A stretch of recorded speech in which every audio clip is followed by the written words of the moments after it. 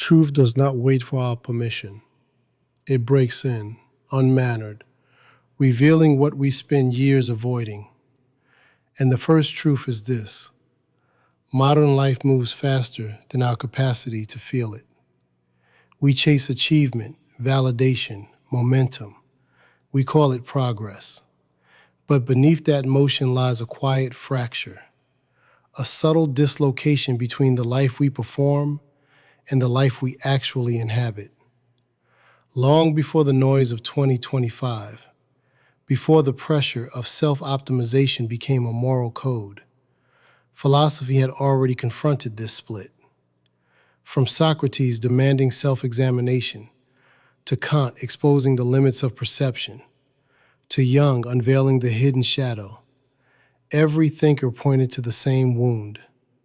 We do not know ourselves as well as we pretend to. This is where the inquiry must begin. Not with comfort, with confrontation. Not with answers, with the courage to look inward.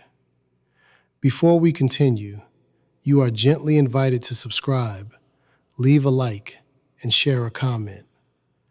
This channel is a small space for grounding and reflection, created for those who seek a calmer way of understanding themselves and the world.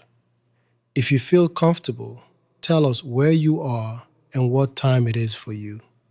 Your presence here matters, and your words help weave a quiet community across the distance. May what follows bring you ease, clarity, and a softer place to rest your thoughts. Now we turn back to the deeper current. Philosophy is not abstract decoration. It is a lens that strips away illusion. It reveals how the mind constructs its private universe, how desire fractures our inner life, how freedom becomes burden, how loneliness persists even in connection, how meaning is forged through suffering, and how death sharpens the urgency of living. Each chapter ahead moves from the surface into the architecture of being, guiding us through identity, perception, choice, desire, shadow, love, time, and the fragile core of what it means to exist. From here, the body of the work opens, a descent into 10 philosophical chambers, each exposing the truth we must finally stop running from. And with that descent begins the real question: what happens when you can no longer look away from yourself? Human existence begins with a question so simple that most people abandon it before understanding its weight. Who am I? This question has pursued humanity long before philosophy had a name, and long before any system attempted to explain the nature of being. It is the first fracture in consciousness, the first demand that forces a person to turn inward rather than outward. And beneath its simplicity lies a truth sharp enough to disturb the foundations on which life is built. We do not know ourselves. We only know the stories we tell about ourselves. The mind constructs an image, a shape, a persona to inhabit. We learn to answer who am I with roles, achievements, memories, preferences, fears. But these answers do not reveal identity. They reveal attachment. They reveal the surface, and surfaces are deceptive. The deeper structure of the self remains untouched by such descriptions, hidden beneath layers of habit, fear, instinct, and inherited narratives. The tragedy is that most people confuse the mask with the face beneath it. Long before modern psychology attempted to dissect personality, a voice in ancient Athens insisted that knowing oneself was the beginning of wisdom. His declaration was not a gentle invitation, but a confrontation. He understood that self-deception was the default state of human consciousness. People prefer illusion to revelation. They prefer certainty to truth. They prefer comfort to clarity. And so he challenged his fellow citizens not to accumulate knowledge, but to dismantle the false foundations upon which their identities rested. This challenge remains as urgent today as it was in ancient times. The modern self is even more layered, more fragmented, more conditioned by expectation. The question, "Who am I?" has been replaced by 1,000 distractions that prevent us from facing its depth. Yet the question persists because nothing else can take its place. Without self-knowledge, freedom becomes impossible. Without self-knowledge, desire becomes misdirected. Without self-knowledge, suffering becomes inevitable. The mind resists this inquiry because it senses the danger of what lies beneath. The image we project to the world is not merely a performance, it is a shield. Without it, we would be forced to confront the contradictions, insecurities, and impulses that shape our behavior from below the surface. We would be forced to acknowledge the distance between who we think we are and who we actually are.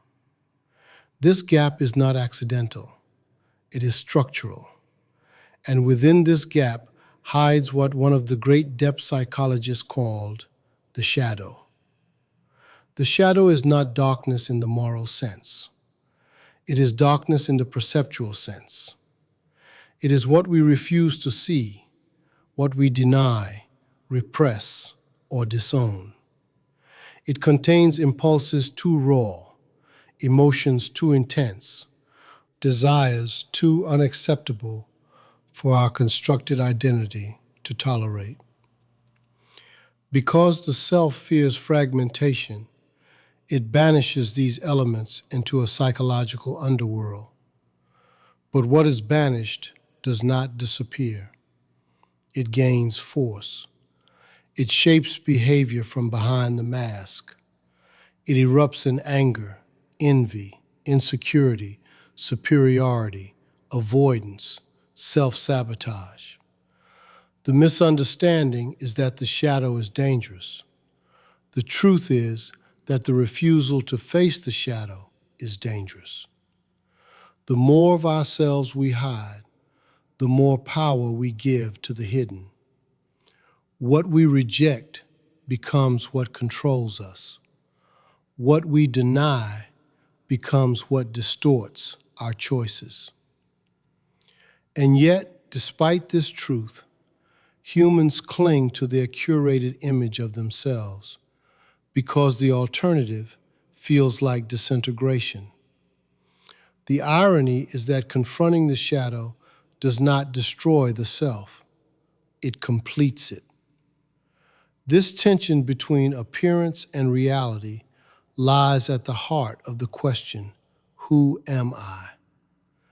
The self we present is a compromise between personal desire and social expectation. The self beneath is a complex ecosystem of instincts, wounds, fears, and unrealized potentials. The journey of self-understanding begins when these layers collide. When we realize that the person we perform is not the person we are. When we detect the subtle friction between our public convictions and our private impulses. When we feel the weight of internal contradiction and stop pretending that coherence is natural. In the modern world, this contradiction becomes even sharper. Life accelerates. Identity becomes performative. People curate themselves for visibility, not understanding. They project the version of themselves that gains approval, attention, belonging. But approval does not reveal truth. It conceals it. The result is an identity that feels hollow from within and fragile from without. People become strangers to their own experiences, disconnected from their inner world, yet trapped inside it. The mind tries to escape this disconnection by constructing narratives. I am this kind of person. I am not that kind of person. I would never do something like this. I always do things like that. These narratives create a sense of stability. But stability built on narrative is not stability built on insight. When life contradicts our narratives, we panic. When others challenge our narratives, we become defensive. When our own behavior contradicts our narratives, we feel shame. The deeper truth is that the self is not fixed, it is fluid. And fluidity terrifies us because it threatens our illusion of control. Yet the philosophers and psychologists who examined the human condition understood that the self is not a thing to be discovered, but a process to be witnessed. The self is not a single essence, but a shifting constellation of forces, some conscious, some unconscious. The self is not the persona we present to others, but the totality of our being, including what we hide, deny, and fear. To ask, "Who am I?" is not to seek a final answer, but to enter an ongoing confrontation with truth. This confrontation exposes how easily humans avoid themselves. We avoid through distraction, through achievement, through constant movement. We avoid through relationships that mirror our preferred image rather than our true nature. We avoid through ideals that distance us from our contradictions. Avoidance becomes a lifestyle, and avoidance is the greatest obstacle to self-knowledge. But beneath avoidance lies a deeper reason for resistance. To know ourselves requires surrender. Surrender of control, surrender of certainty, surrender of the narratives that protect us. It requires us to stand in the presence of our own complexity without flinching. This kind of honesty is rare because it is painful. It destabilizes the ego. It dissolves the illusion of coherence.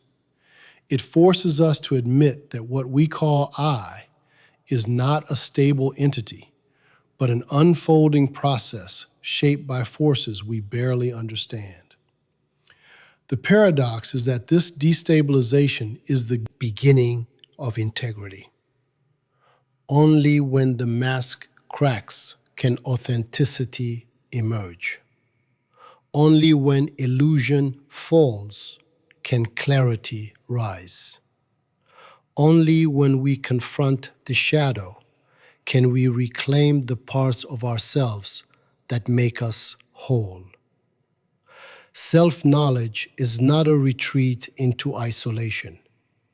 It is a return to presence. It is the shedding of the unnecessary. It is the willingness to be real. As we approach this realization, a subtle transformation begins. The question, "Who am I?" shifts from a demand for definition to a recognition of depth.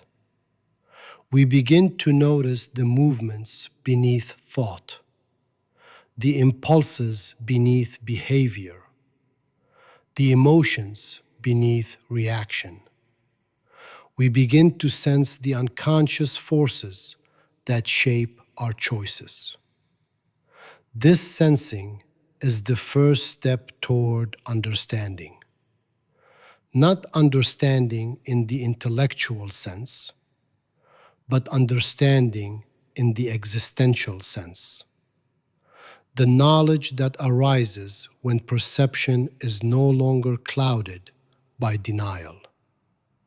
At this depth, the self becomes less of a puzzle to be solved and more of an experience to be lived with honesty. We begin to see that the real question is not "who am I in essence?" but who am I becoming through the choices I make, the fears I confront, the truths I allow myself to see. Identity becomes fluid, alive, open. And in this openness, we begin to reclaim the parts of ourselves we once exiled. We begin to move toward integration. It is in this movement that philosophy becomes more than concept. It becomes necessity. It becomes the compass by which we navigate the interior landscape. The journey inward is not a retreat from life. It is the beginning of living consciously. It is the foundation upon which every other question about existence rests. Without self-knowledge, the world remains blurred. With self-knowledge, the world sharpens. And as the contours sharpen, we begin to realize that the next question waiting for us is not about identity, but about perception itself. For once we see the instability of the self, we must ask, what shapes the world we believe we inhabit? If the self is unstable, shifting, and layered, then the world it perceives cannot escape that instability. Once we sense that identity is fluid, a deeper question emerges with the sharpness of a blade. If I do not fully know myself, then what exactly am I seeing when I claim to see the world? This is the moment the ground beneath us shifts. The problem is no longer, who am I, but how real is the world I think I inhabit? The first fracture appears in the assumption that perception is passive, as if the world simply enters the mind untouched. But nothing enters untouched. The mind filters, shapes, bends, interprets. The world we experience is not the world as it is. It is the world as the mind allows it to be. This truth does not soften our experience. It destabilizes it. Every tree, every face, every memory, every event is processed through a lens formed by structure, history, biology, expectation. The mind organizes reality before reality ever reaches us. The error is believing that what we see is neutral. Nothing could be further from the truth. Long before modern science attempted to map perception, a relentless thinker confronted the world with this insight. He declared that space and time are not properties of the world, but frameworks of the mind. They are the architecture through which experience becomes intelligible. Without them, consciousness cannot function. The implication is severe. We do not perceive the world within space and time.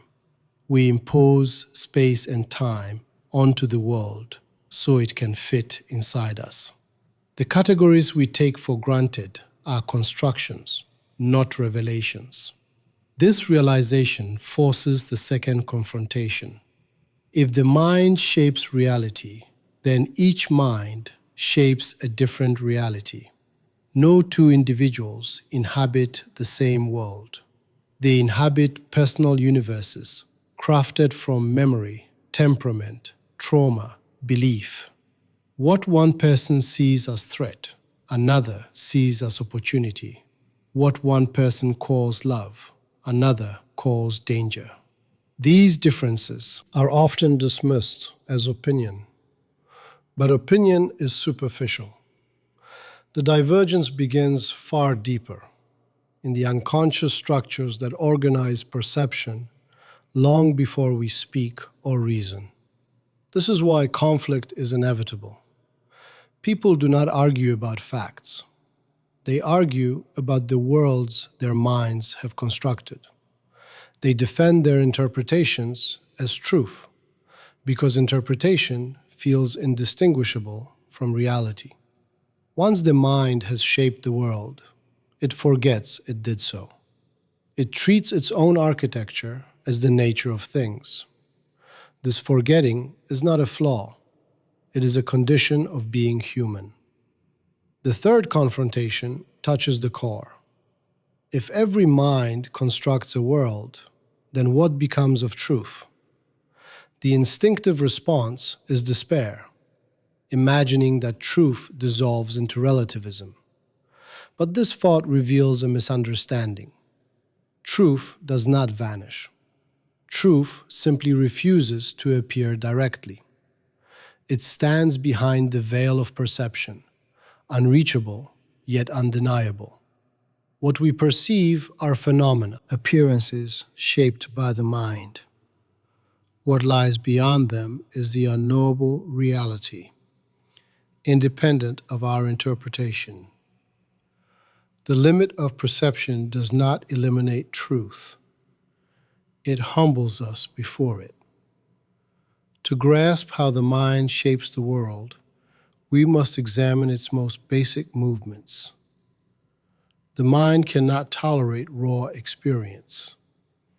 It categorizes instantly. It names. It judges. It filters. It connects dots that may or may not belong together. This process creates coherence, but the coherence is not inherent in the world. It is manufactured. When something defies categorization, the mind rejects it, fears it, or reshapes it until it fits. Our sense of stability depends on this invisible machinery. In the world of 2025, this machinery becomes even more pronounced. The mind is bombarded with information at a pace faster than it evolved to handle. It compensates by simplifying, distorting, narrowing perception. We do not see complexity. We see shortcuts. We see narratives crafted by algorithms and repeated until they become mental reflexes. The filtered worlds of billions collapse into digital patterns that reinforce themselves. The illusion of shared reality grows thinner by the day. The psychological consequences are profound. People no longer live in one world, but in many worlds stacked on top of one another, colliding gently or violently depending on the circumstances. Each person becomes the center of their own perceptual universe, convinced of its authenticity. Anxiety grows not because reality has become chaotic, but because our interpretations no longer overlap enough to create coherent common ground. The mind seeks order. When it cannot find order in the world, it manufactures it internally, often at great cost. This is why people cling to beliefs even when evidence contradicts them. Beliefs stabilize perception. Without stable perception, the self feels threatened, fragmented, dissolving. We defend our worldview not because it is correct, but because our identity is woven into it. To question our interpretation feels like questioning our existence. To expose the fragility of perception, imagine two people watching the same event. One sees disrespect, the other sees assertiveness. One sees danger, the other sees courage. The event itself is neutral. The interpretation is not. Each mind filters the moment through old wounds, cultural conditioning, expectations, hopes. The event does not cause meaning. the mind imposes meaning. And because meaning feels real, people mistake their interpretation for truth. The result is perpetual misunderstanding. This is the birthplace of isolation. Not physical isolation, but perceptual isolation. Humans live beside one another while inhabiting worlds that rarely intersect. Communication becomes translation between universes. Empathy becomes the act of stepping into someone else's interpretation, recognizing that their world is as real to them as ours is to us. Without this recognition, conflict becomes the default mode of human interaction. Yet the instability of perception is not purely destructive. It reveals something essential about consciousness. If the world is shaped by the mind, then understanding the mind reshapes the world. The path toward clarity does not lead outward, but inward. When we understand how perception works, reality becomes less threatening. The mind gains flexibility. Interpretation becomes a choice, not a prison. This flexibility grants a unique kind of freedom. Not freedom from the constraints of reality, but freedom from the distortions of the mind. When we recognize that our experience is filtered, we stop confusing reaction with truth. We hesitate before judgment. We question the impulses that rise automatically. We begin to see that the world inside us is not the world outside us. This separation allows us to act with intention instead of instinct. But this freedom comes with responsibility. Once we understand that perception shapes reality, we can no longer blame the world for the suffering generated by interpretation. The burden shifts inward. We must confront the mind's tendency to distort, exaggerate, protect, or attack. We must examine the biases that govern our reactions. We must admit that clarity is not given, but earned. The deeper we go, the more we realize that what we call the world is a collaboration between external events and internal meaning-making. This collaboration is not optional. It defines the human condition. And once we see its structure, a new, unsettling question emerges.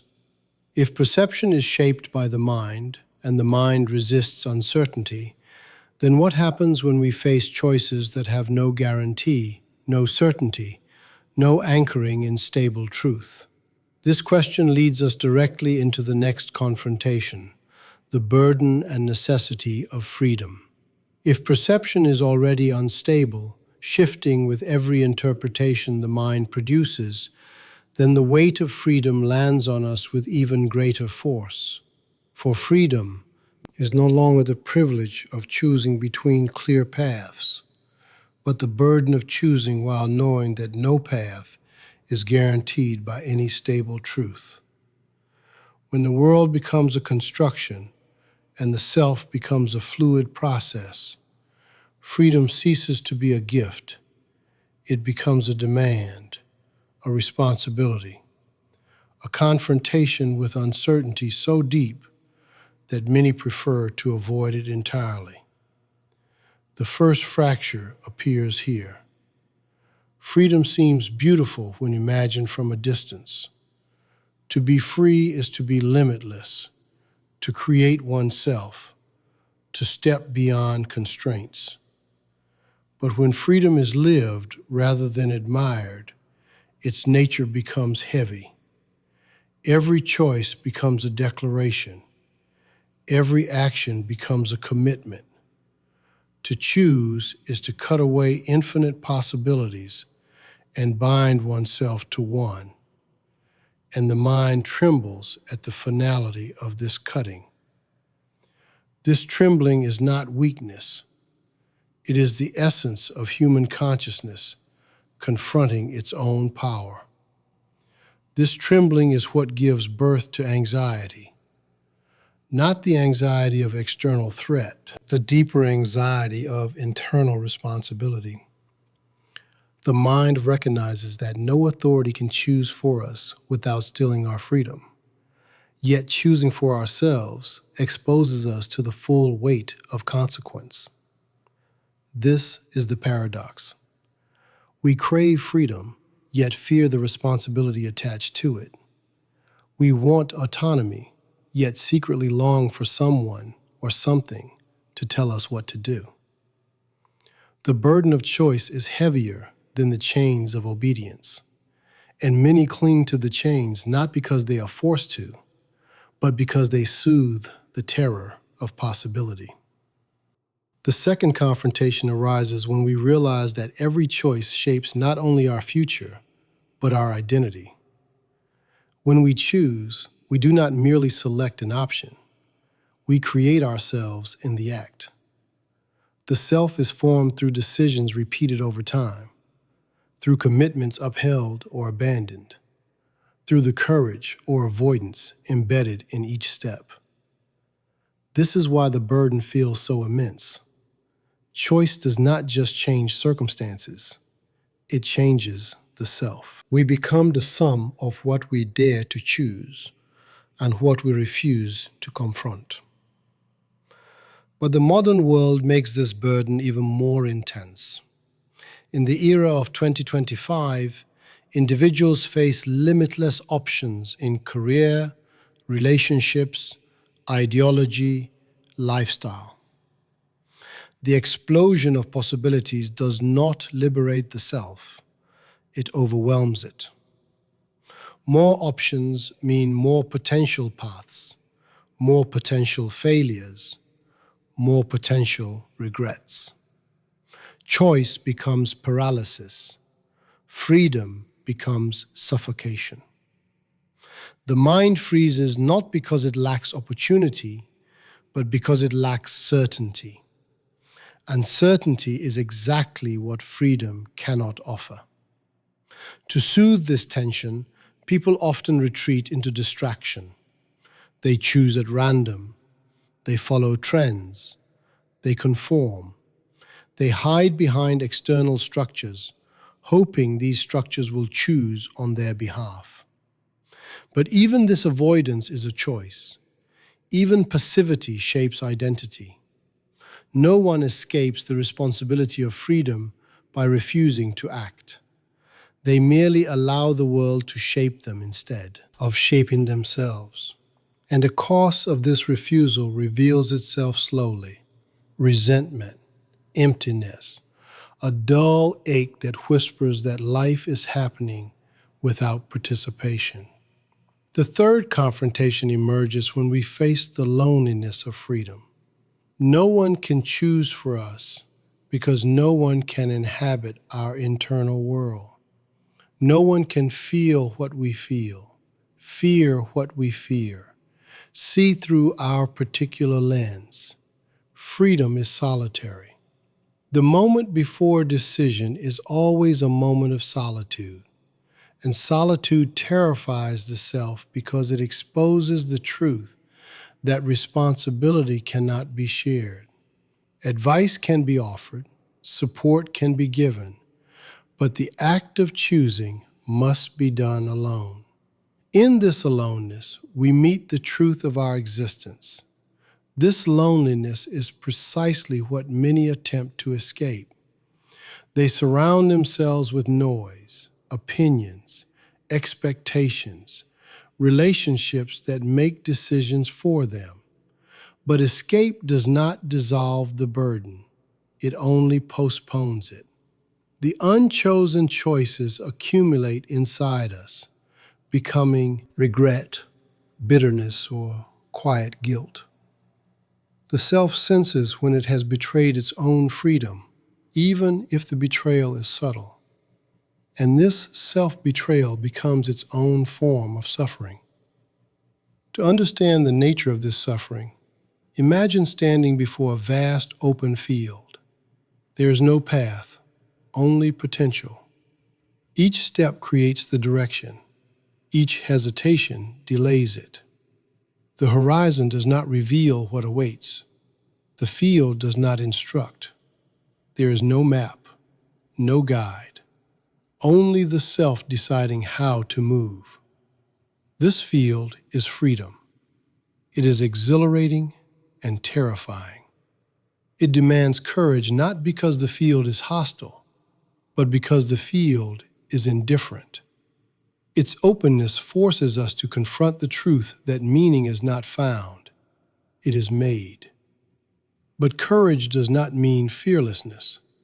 Courage is fear confronted rather than avoided.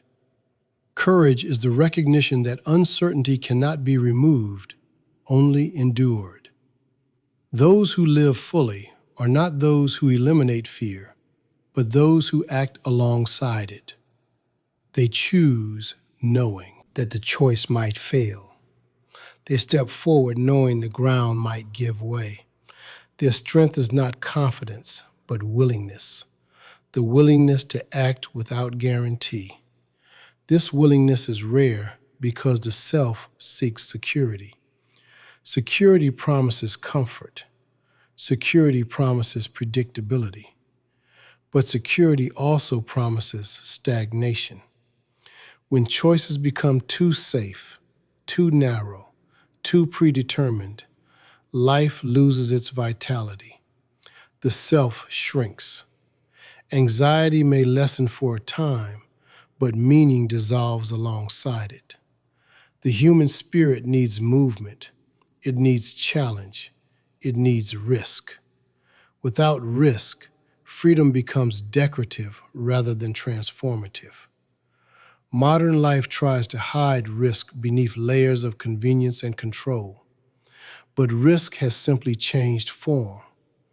Instead of physical danger, people face existential danger, the danger of drifting through life without ever choosing it, the danger of becoming a passive observer of their own existence, the danger of reaching the end of life realizing they mistook avoidance for wisdom. This is why freedom is both a gift and a burden.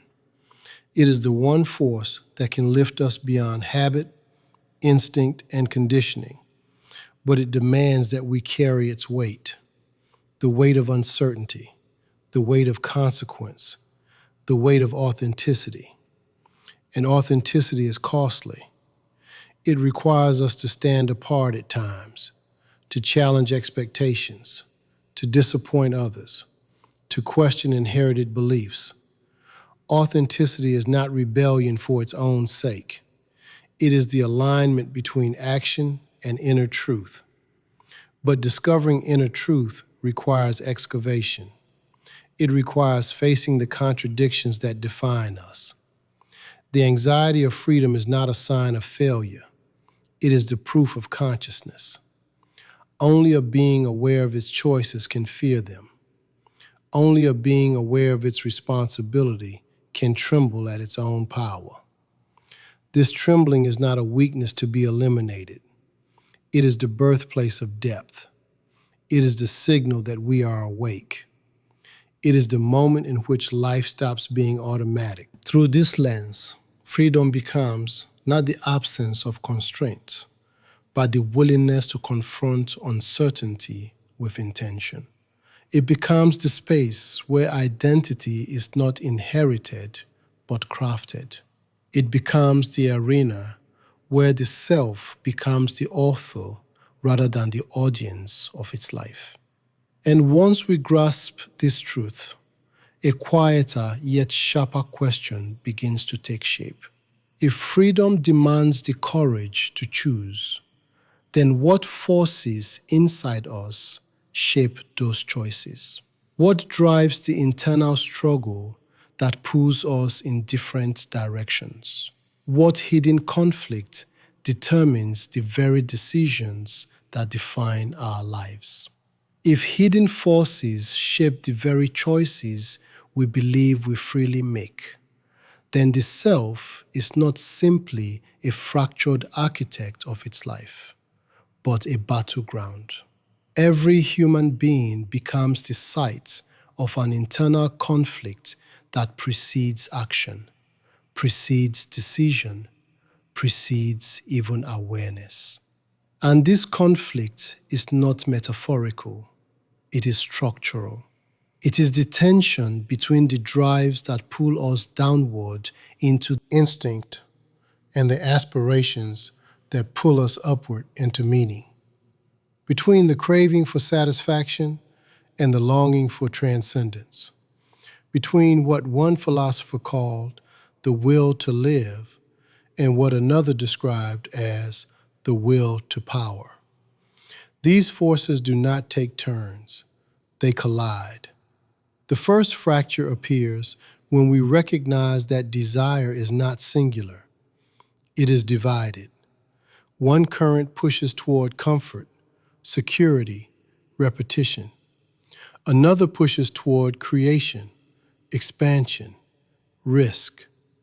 One seeks preservation, the other seeks transformation. The self is suspended between these currents, neither fully animal nor fully creator, compelled both to cling and to reach. And because these drives contradict each other, tension becomes the natural state of human existence. People imagine harmony as a sign of psychological health, but harmony is rare. Tension is constant. Long before modern psychology attempted to map these contradictions into diagrams of id, ego, and superego, ancient thinkers already sensed the war within. The human being is torn between appetite and reason, between passion and restraint, between impulse and reflection. But these dualities oversimplify the truth. The conflict is not binary. It pulses in layers. Instinct shapes emotion. Emotion shapes thought. Thought shapes interpretation. Interpretation shapes action. At every layer, contradiction emerges, and the self is forced to navigate a maze of impulses that often cancel or sabotage one another. The second confrontation comes when we accept that the internal struggle is not a flaw. It is the engine of human depth. Without contradiction, there would be no introspection. Without conflict, no growth. Stability is comfortable, but comfort flattens the psyche. The forces within us collide precisely because we are not finished beings. We are becoming. And becoming is violent. Growth requires friction. Aspiration requires resistance. Meaning requires sacrifice. But the misunderstanding persists. People believe that inner conflict signals weakness, instability, or failure. They assume that a complete self would feel unified. Yet unity is an illusion. A unified self would be static, predictable, lifeless. The richness of human consciousness comes from the fact that we are pulled in opposing directions simultaneously. One part longs for safety, another part longs for danger. One part fears change, another part demands it. To be human is to feel these contradictions simultaneously and to act despite them. The world of 2025 intensifies this struggle. Modern life amplifies instinct while suppressing reflection. The pace of existence accelerates. The mind is bombarded with stimuli designed to provoke craving, fear, envy, urgency. Instinct thrives in this environment. Reflection does not. The internal war becomes unbalanced, and people feel controlled by impulses they cannot name. They chase validation, pleasure, achievement, without understanding the forces driving them. They believe they are choosing freely, but their choices are reactions, not decisions. The psychological consequence is a kind of quiet chaos. The self feels split, not because it is broken, but because its layers move at different speeds. Instinct moves quickly, reason moves slowly, memory moves unpredictably, aspiration moves silently. Together, they create an inner landscape that shifts beneath the feet. The self becomes reactive, attempting to stabilize itself through control. But control is the weakest strategy available. Control tightens the mind, and what tightens breaks. To understand the conflict more clearly, imagine a person who desires both intimacy and independence. One force pulls them toward connection, vulnerability, merging. Another force pulls them toward autonomy, space, self-sovereignty. These forces do not negotiate. They do not compromise. They tear simultaneously in opposite directions. The result is confusion. The person blames themselves for inconsistency, but the inconsistency is structural. The forces within them want incompatible things. This incompatibility appears in every domain of life.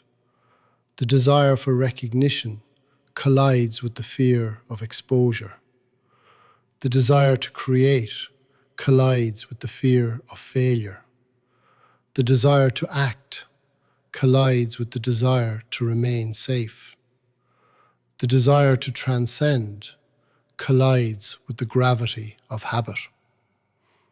People interpret these collisions as signs that they are lost, but the truth is simpler. The collisions reveal that they are alive. The third confrontation brings us deeper. The conflict within us is not symmetrical. One force always dominates at any given moment, shaping the personality temporarily. When fear dominates, the world appears threatening.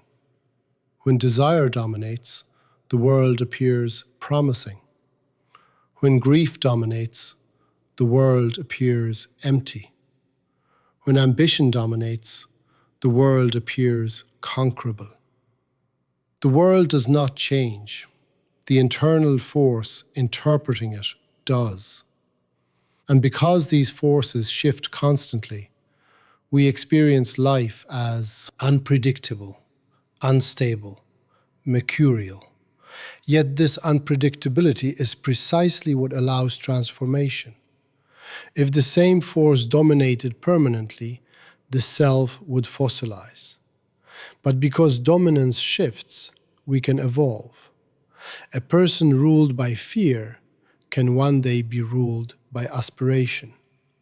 A person shaped by desire can one day be shaped by reflection. The internal conflict does not paralyze the self. It reshapes it. It gives it the ability to change direction, redefine meaning, reinvent identity. This adaptability is the core of human resilience. But resilience arises not from suppressing internal forces, but from understanding them. The self must learn to witness the conflict without collapsing into it, to see fear rise without becoming fear, to see desire swell without becoming desire, to see ambition flare without becoming ambition. Awareness becomes the mediator that allows the self to navigate contradictory impulses without being consumed by them. To grasp this, imagine sitting at the center of a storm.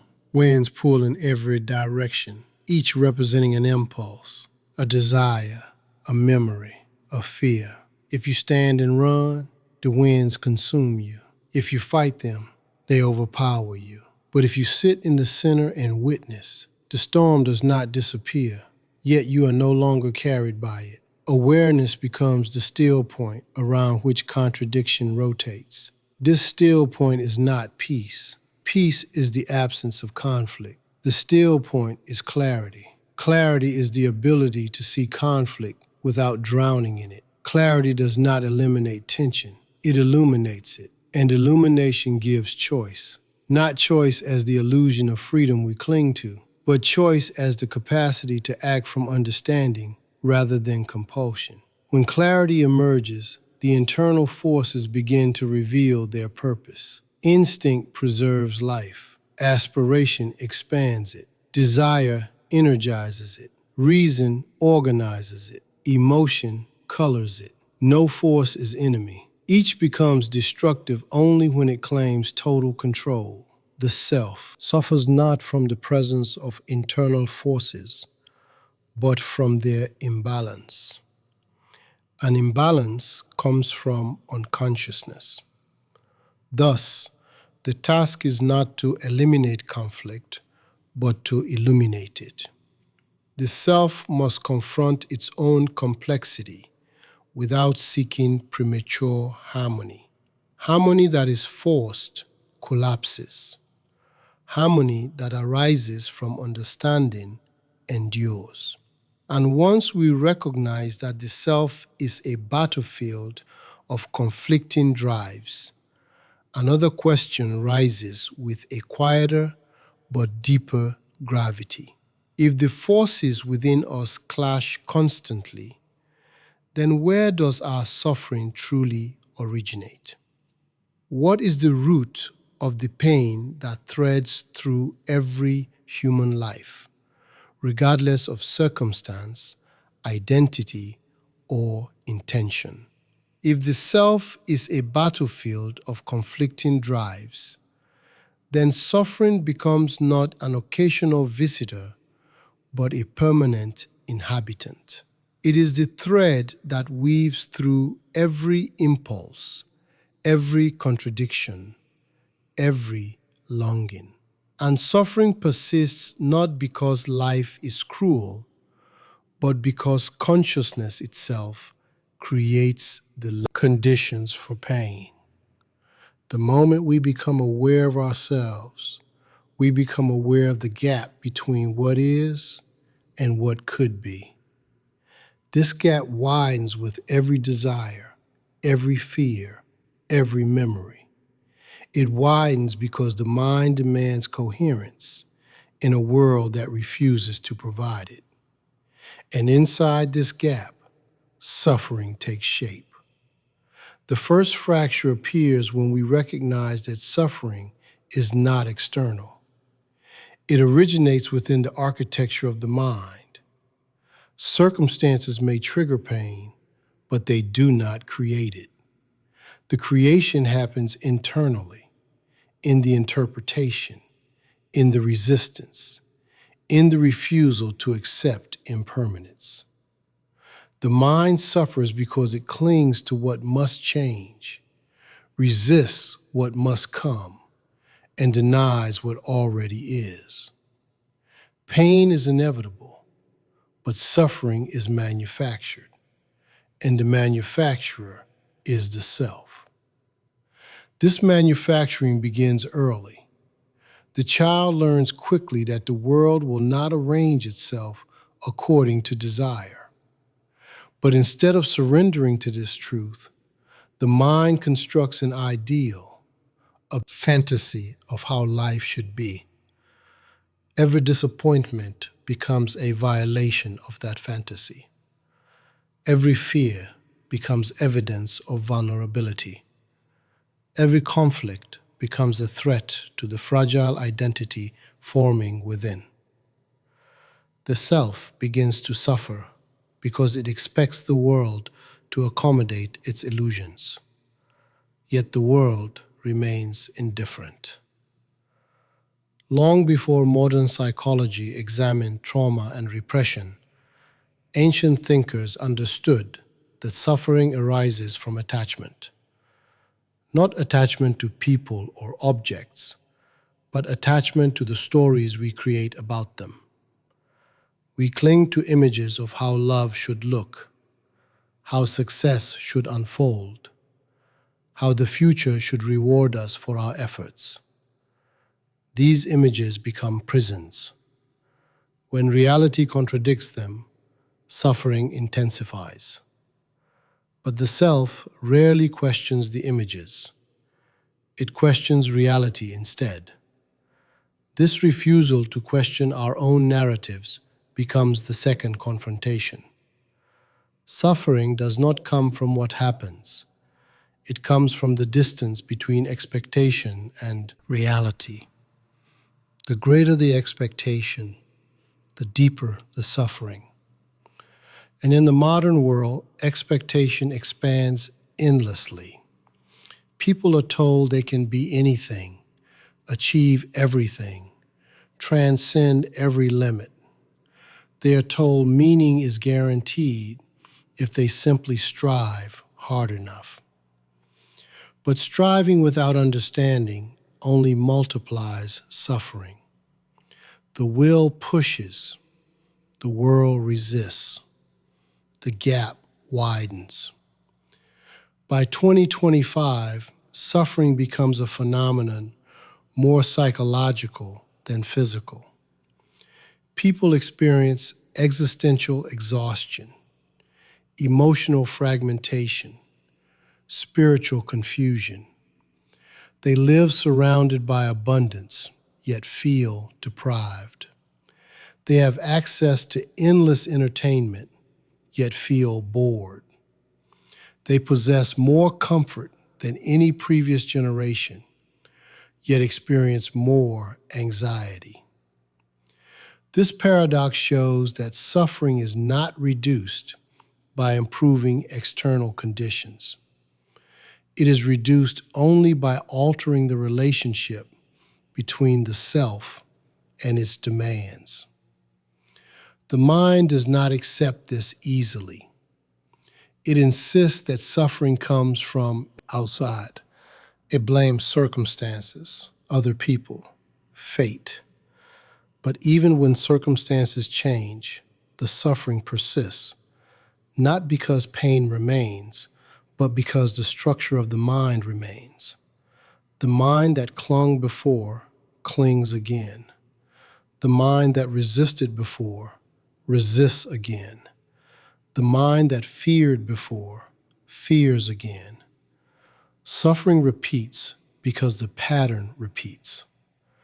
To understand this clearly, imagine a person grasping tightly onto a rope. When the rope is pulled, their hands burn. They assume the rope causes the pain. But the rope is neutral. The pain comes from the grasping. If they release, the burn stops. But letting go feels impossible because the rope represents security, identity, meaning. Suffering arises not from the rope, but from the refusal to loosen one's grip. This metaphor becomes sharper when applied internally. We cling to ideals of perfection, and perfection punishes us. We cling to the desire for approval, and disapproval devastates us. We cling to the fantasy of control, and uncontrollable events break us. The problem is not the world. The problem is our insistence that it conform to the boundaries of our desires. The third confrontation appears when we examine suffering not as a flaw, but as information. Suffering reveals the shape of our attachments. It exposes the desires we refuse to question. It reveals the illusions we depend on. It forces us to see the distance between the self we pretend to be and the self we actually are. Suffering becomes a mirror that reflects the parts of us we try to avoid. And because we avoid them, the suffering repeats until the lesson is seen. But this recognition does not eliminate suffering. It merely changes its texture. When suffering becomes information rather than injustice, it loosens its grip. It no longer feels like punishment. It becomes revelation. The pain remains, but the resistance decreases. And suffering depends on resistance.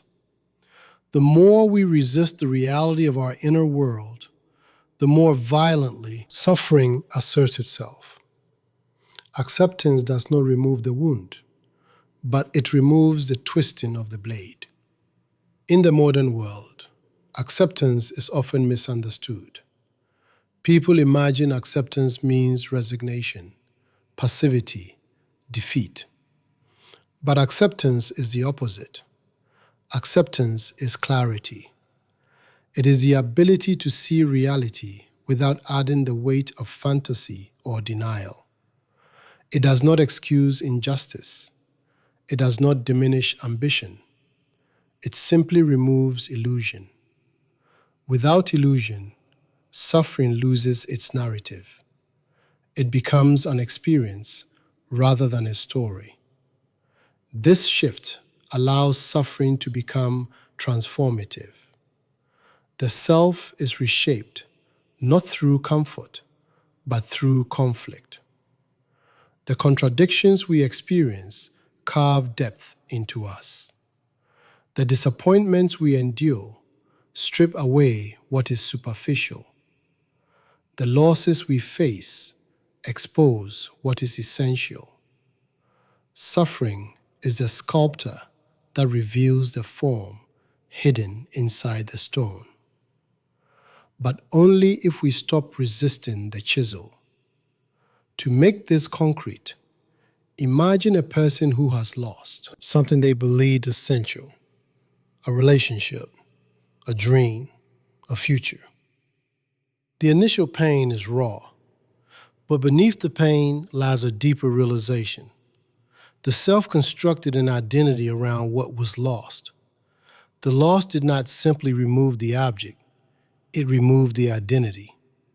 The suffering that follows is the self trying to rebuild itself without the illusion it depended on.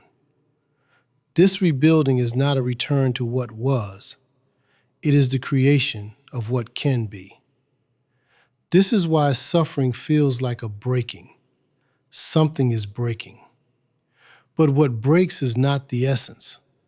What breaks is the illusion. The self that emerges afterward is not weaker, but more honest, more grounded, more capable of seeing the world without the fog of expectation. Yet suffering also reveals something more unsettling. Even when we understand its origins, when we accept its lessons, when we integrate its insights, another kind of pain persists. A background hum that never fully disappears. A weight that accompanies consciousness itself. This is not psychological suffering. It is existential. It arises from being thrown into a world without clear meaning, from sensing our own impermanence, from recognizing that despite all efforts, nothing can fully protect us from loss, uncertainty, or death. This existential suffering is not cured by wisdom. It is illuminated by it.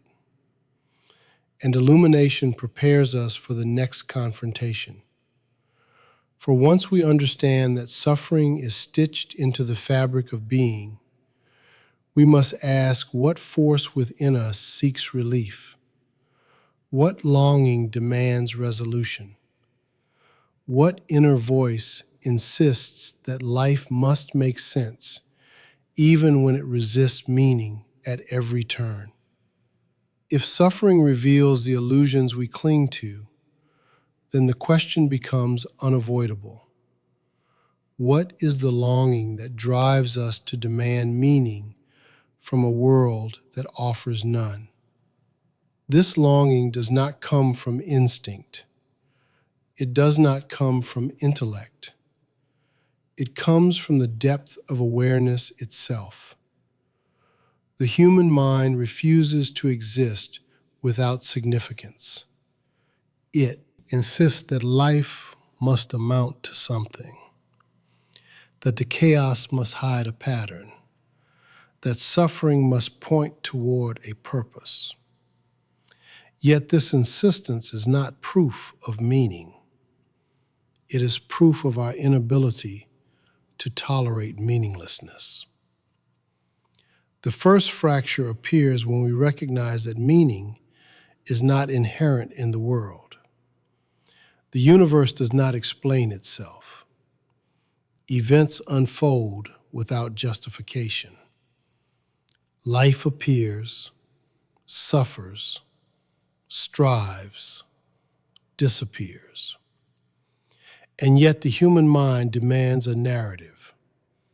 It creates stories to protect itself from the terror of randomness.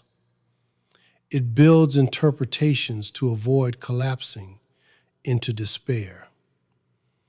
Every culture, every religion, every philosophy emerges from this attempt to impose structure onto chaos. Not because the structure is true, but because the mind cannot endure the alternative. This truth is not new. Long before modern philosophy wrestled with the absurd, ancient thinkers sensed that meaning was not given, but made. They understood that the universe does not reward virtue or punish vice. It simply moves. The mind constructs moral order to soothe itself. It constructs purpose to justify its suffering. But the construction is fragile. When life contradicts the narrative, the structure collapses, and the collapse feels like personal failure rather than metaphysical truth. This collapse is the second confrontation. Humans cling to meaning because they fear the void that opens when meaning dissolves. They fear that without purpose, life becomes unbearable. They fear that without narrative, suffering becomes senseless. But the void they fear is not the void outside them. It is the void within. It is the silence at the core of consciousness once illusion falls away. This silence is not emptiness. It is exposure. Exposure to the raw fact of existence without interpretation. The modern world intensifies this exposure. In the era of 2025, traditional sources of meaning erode quickly. Institutions lose authority. Narratives fragment. Belief becomes optional. Identity becomes fluid. People are surrounded by infinite choices, yet haunted by infinite uncertainty. With no shared foundation to stand on, individuals must construct meaning alone.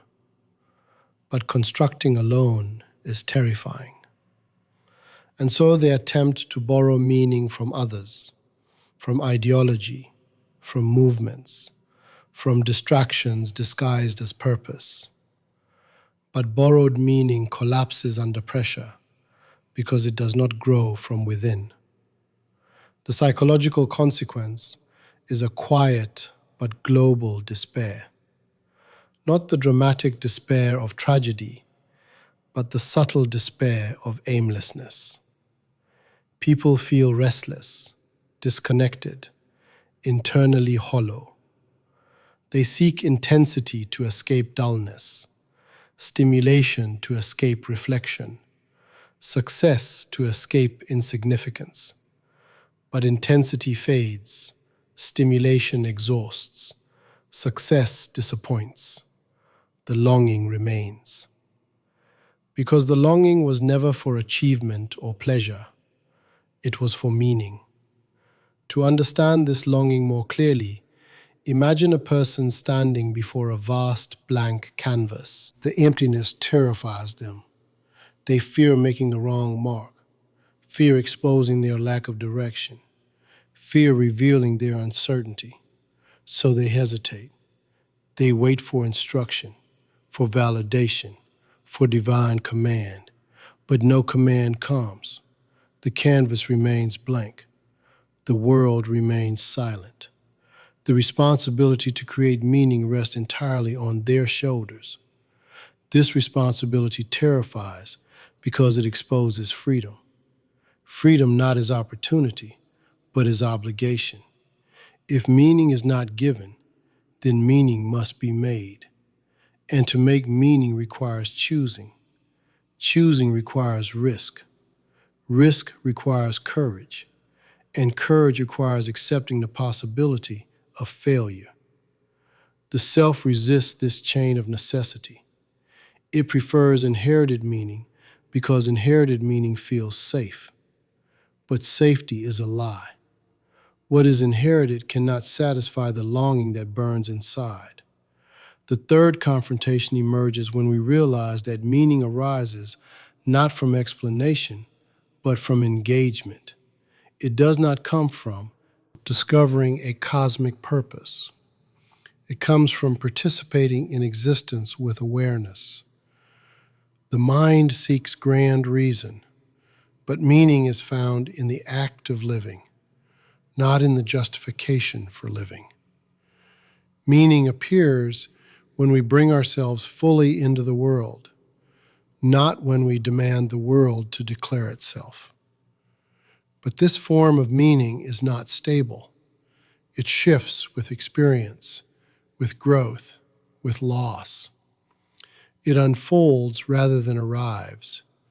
And because it unfolds, it requires presence rather than certainty. Certainty freezes meaning. Presence allows it to evolve.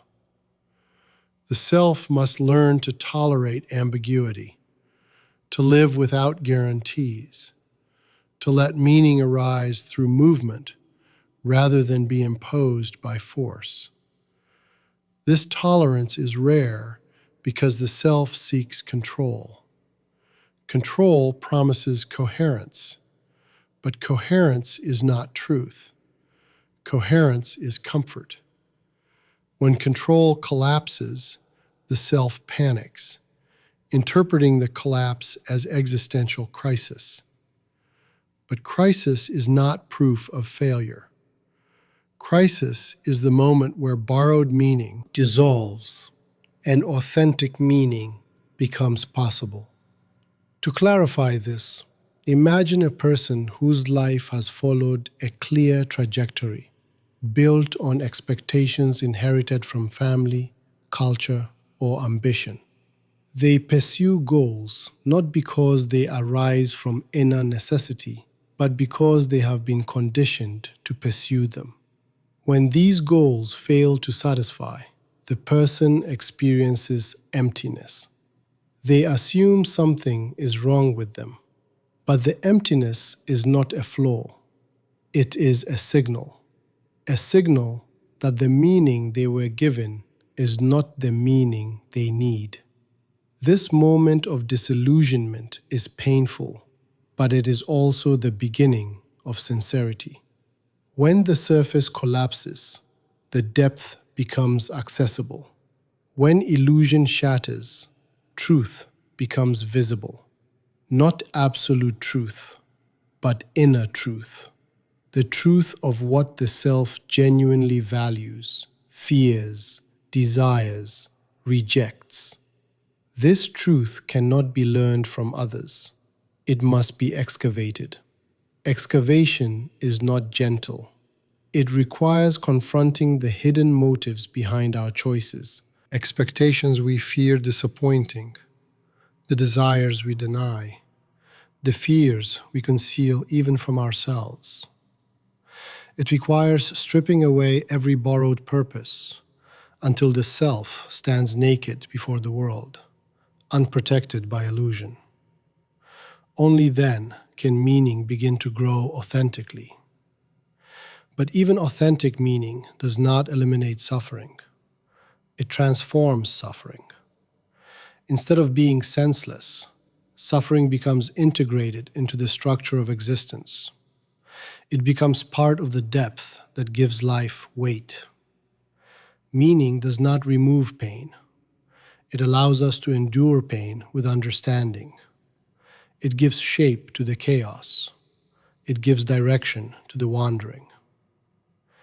Yet the deepest truth emerges only when we ask why meaning matters at all. Why does the self refuse to accept a world without purpose? Why does consciousness demand significance even when logic denies it? The answer is unsettling. Meaning is not optional, because survival alone is insufficient for beings capable of reflection. Instinct keeps animals alive. Meaning keeps humans alive. Without meaning, the will collapses. Without meaning, the self dissolves into numbness. Meaning is the psychological oxygen of consciousness. When oxygen thins, the self suffocates. And in this suffocation, a darker force appears. A force that arises not from hope, but from despair. A force that demands confrontation because ignoring it allows it to grow silently until it shapes the entire internal landscape. If meaning is the light that guides the mind, then this darker force is the shadow cast whenever the light flickers. If meaning is the light that guides the mind, then despair is the shadow that appears whenever the light falters. Despair is not an emotion, it is a condition. It arises when the longing for significance collides with the emptiness of reality, when the self demands coherence from a world that offers none, when the mind insists on purpose and receives silence in return. Despair is the moment the human being confronts the possibility that there is no answer, no justification, no hidden order.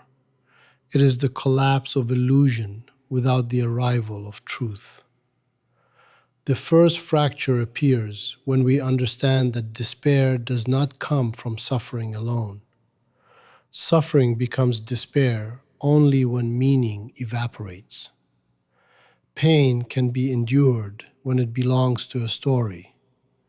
Loss can be carried when it fits into a narrative of growth. Even fear becomes manageable when it serves a purpose. But when pain feels meaningless, when loss feels arbitrary, when fear feels directionless, the self loses its footing.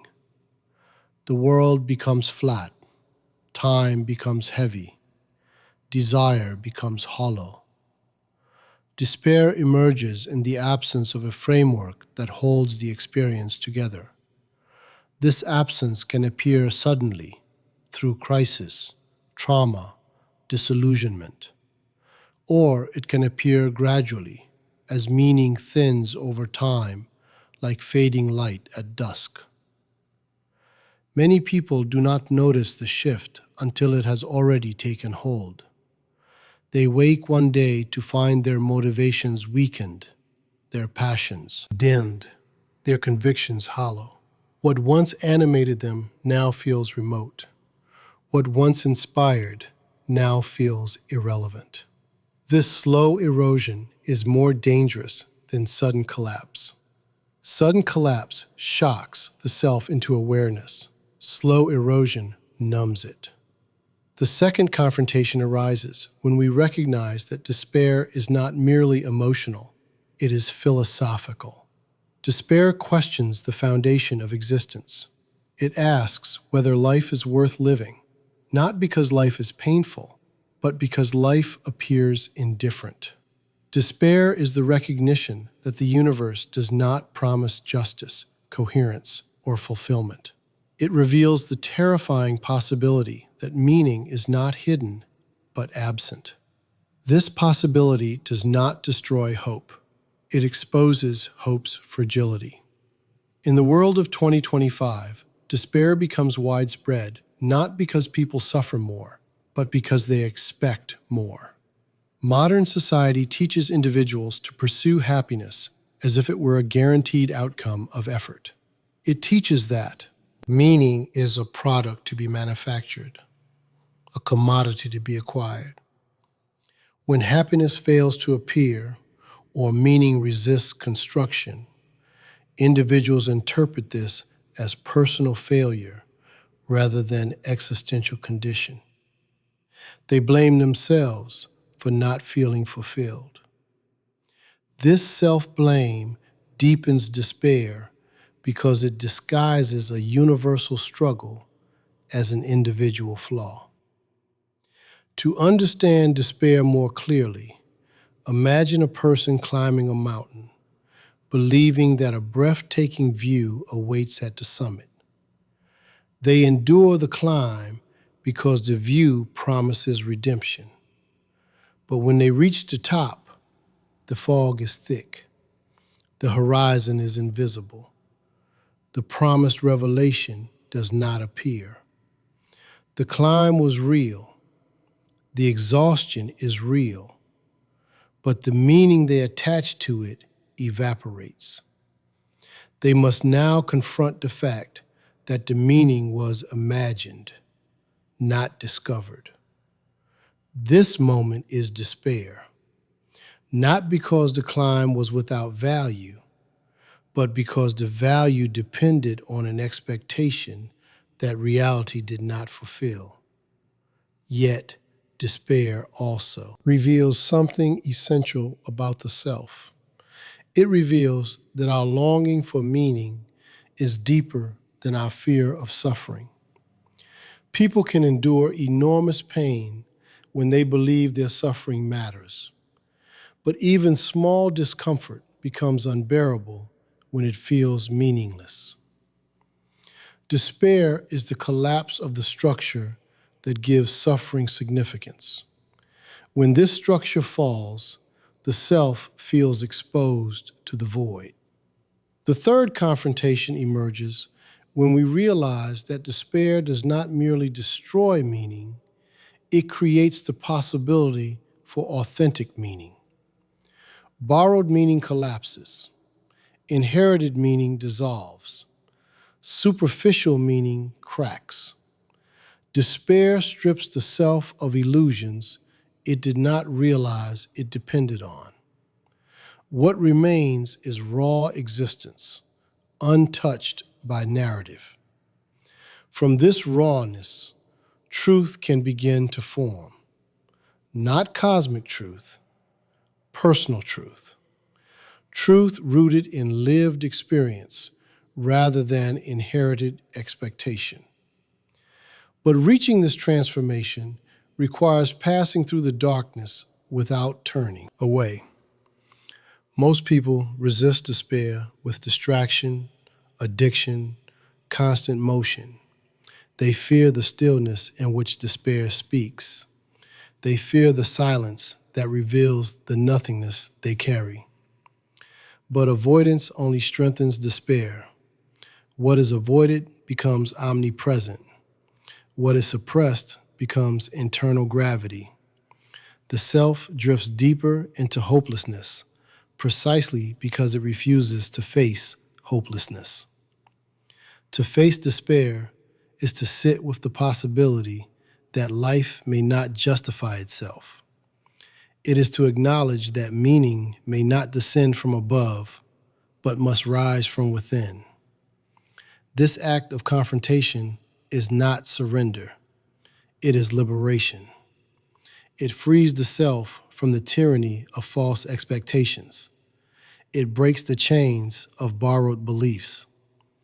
It forces the mind to stop outsourcing purpose and begin shaping it consciously.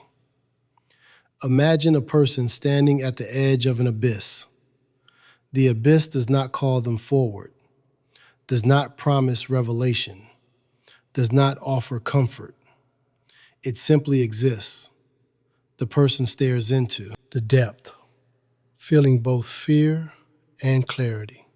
They understand that no external source will fill the emptiness.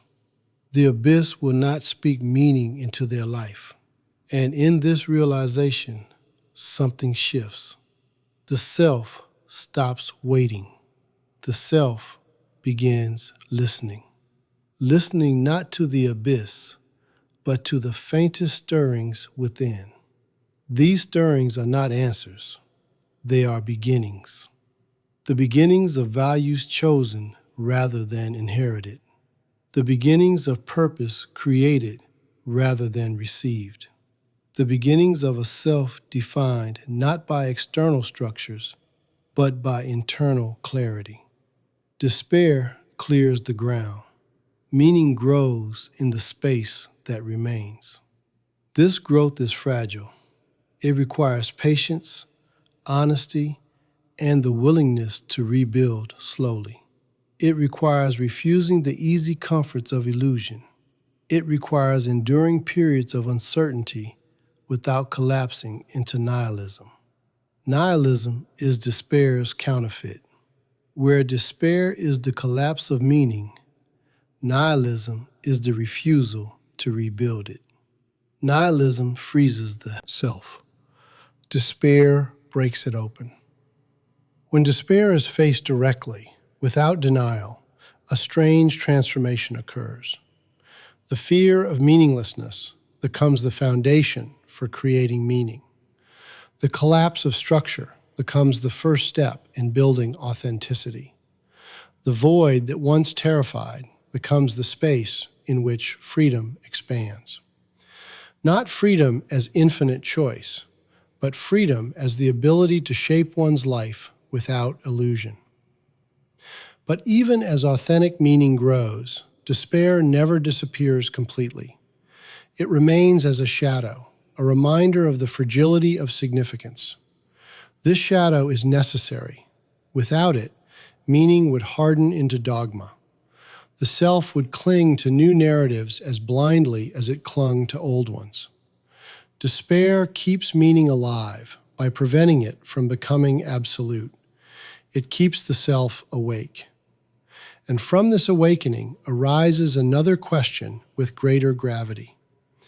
If despair reveals the fragility of meaning and forces the self to create rather than inherit, then what happens when the self begins to examine not just meaning, but the very nature of identity itself? What happens when the self realizes that the observer behind every thought may not be the solid entity it always believed itself to be? If the observer behind every thought is not the solid entity it assumes itself to be, then the entire structure of identity begins to tremble.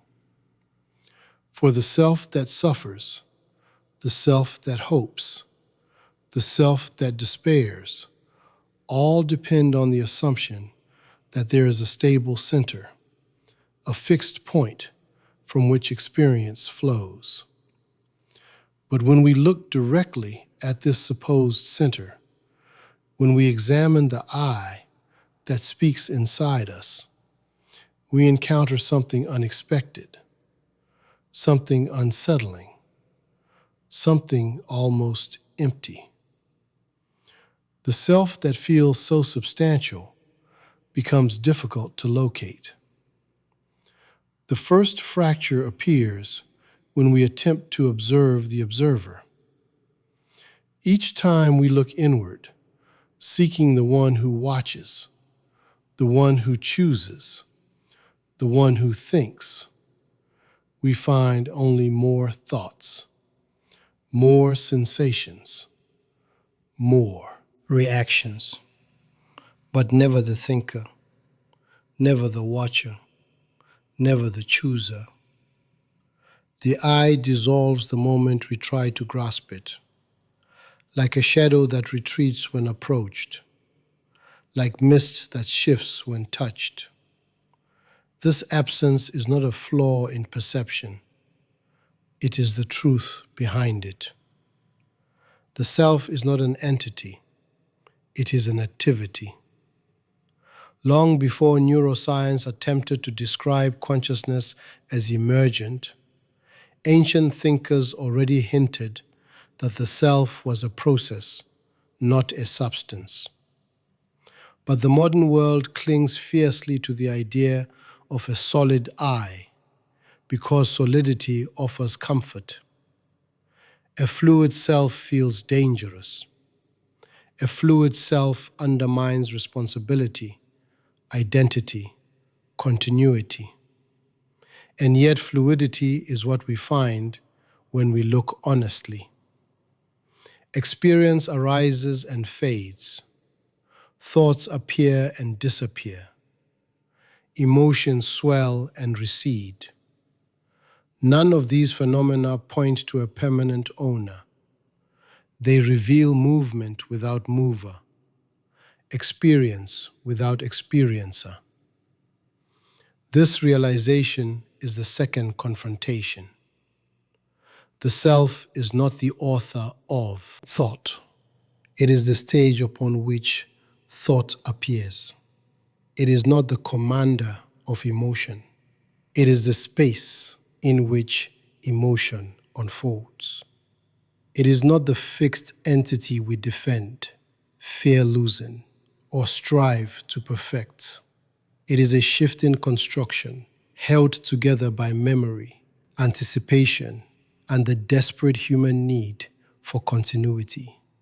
The mind narrates a story of I to stabilize experience, but the narration is not proof of existence. It is compensation for the lack of a solid core. In the world of 2025, this instability becomes increasingly visible. People reinvent themselves constantly, changing identities with each social context, each digital space, each internal transformation. They sense, even if unconsciously, that the self is not anchored. They compensate by clinging to labels, roles, beliefs, personalities, hoping these structures will provide the stability that consciousness itself lacks. But labels are costumes. They do not create substance. They mask the absence beneath. Psychological consequences are profound. When the self senses its own instability, anxiety rises. Anxiety is not just fear of future events.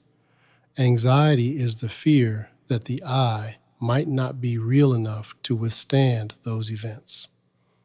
Anxiety is the trembling of a structure that knows it is built on shifting ground. People try to silence this trembling through achievement, distraction, relationships, ideology. But the instability persists because it is structural. The self is not failing. It is revealing its nature. To see this more clearly, imagine trying to hold water in your hands. At first, you believe you can shape it, contain it, grasp it. But the water escapes, not because you are weak, but because water is not graspable. The self is like water. It flows through experience, responding, reacting, shifting, but never solidifying into a permanent form. Trying to solidify it only intensifies frustration. Understanding its fluidity frees us from the impossible task of preserving what cannot be preserved. The third confrontation emerges when we examine memory. Memory is the glue that binds the illusion of continuity. Without memory, the self dissolves entirely. But memory is unreliable. It distorts, rearranges, forgets, invents. The story we tell about who we are is stitched together from fragments chosen by the mind to make life coherent. And because memory is selective, identity becomes selective. We believe we are consistent because we forget our inconsistencies. We believe we are good because we rewrite our failures. We believe we are singular because we ignore the parts of ourselves that contradict the narrative. This rewriting is not deception, it is survival. A fragmented self cannot function without the illusion of coherence. But coherence is not truth, it is strategy. And when coherence cracks, identity trembles. A person facing loss, failure, love, or betrayal often feels that they no longer recognize themselves. But the self that disappears was never stable. It was a narrative collapsing under new experience. Imagine a person who has lived with strength, certainty, control. Then grief strikes. The world changes shape. Their inner landscape shifts, and they can no longer find the version of themselves they relied upon. They say, "I feel like a different person." But they do not feel different. They have always been different. It is only now that the mask has fallen. Identity breaks not because it is fragile, but because it was always imaginary. Yet this imaginary nature does not diminish the self. It liberates it. If the self is fluid, it can change. If the self is constructed, it can be reconstructed. If the self is narrative, it can be rewritten. The danger lies not in the fluidity, but in denying it. Denial forces the self into rigidity. Rigidity breaks. Fluidity adapts. When we understand that the self is not a fixed entity, a new form of freedom emerges. Freedom not as endless choice, but as release from the obligation to maintain an image. Release from the pressure to be consistent with the past that no longer fits. Release from the weight of defending an identity constructed to satisfy others rather than reflect truth. The self stops being a prison. It becomes a field of possibilities. But even as this insight offers liberation, it also creates fear. If the self is fluid, then who is responsible? Who suffers? Who chooses? Who faces death? The mind craves a solid witness because it equates solidity with safety. A dissolving self feels like death because the self fears dissolution more than death itself. Death is a future event. Dissolution is a present threat. The fear that arises when the self dissolves is the fear of confronting life without a center. Yet this fear reveals another truth. The center was never the self. The center was awareness itself. Awareness is the field in which thoughts appear. Awareness is the space in which identity rises and falls. Awareness does not cling, resist, or defend. It simply witnesses. When the self dissolves, awareness remains. But awareness does not speak in the language of I. It speaks in the silence beneath it. To experience this is not mystical. It is deeply psychological. It is the moment when you notice a thought without believing it, a feeling without becoming it, an impulse without obeying it. It is the moment you sense a gap between awareness and content. In that gap, the self loosens. Suffering loosens with it. Not because pain disappears, but because the one who suffers is not as solid as it seemed. This loosening prepares the mind for an even deeper confrontation.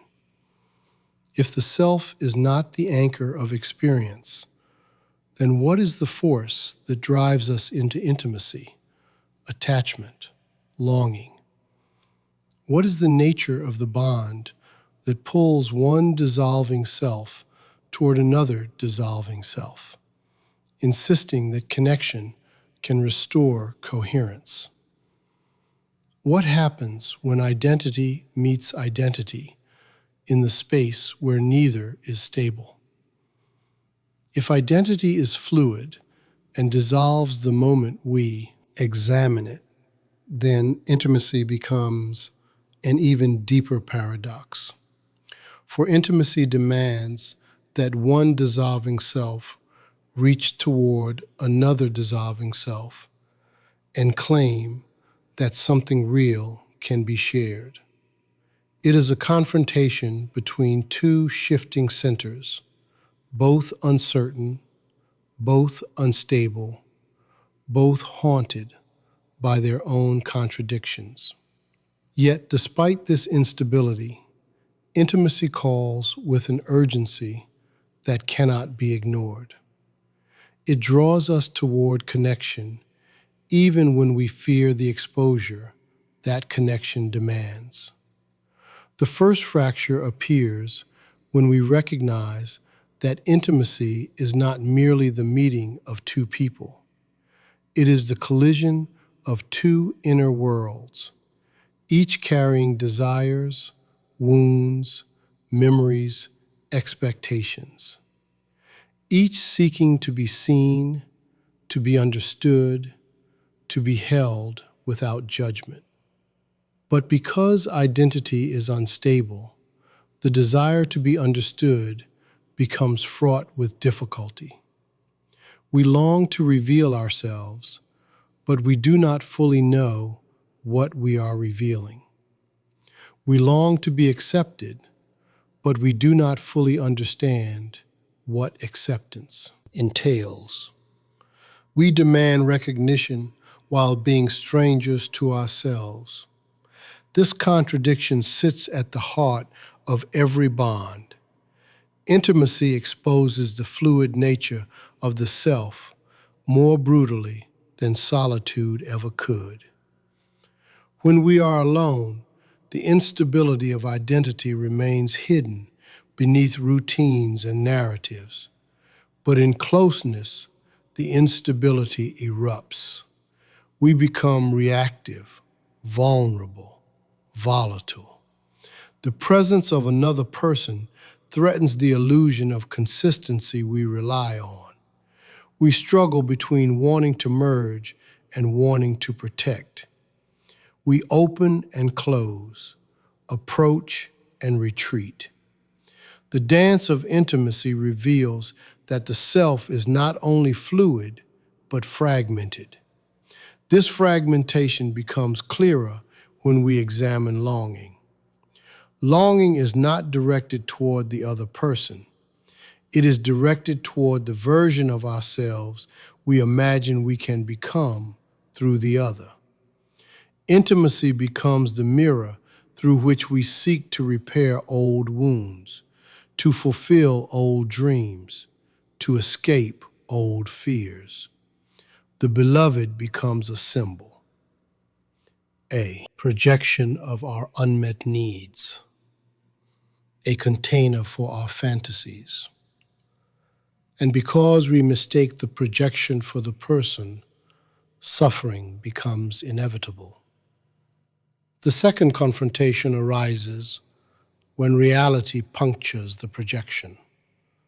The beloved reveals their own instability, their own contradictions, their own wounds.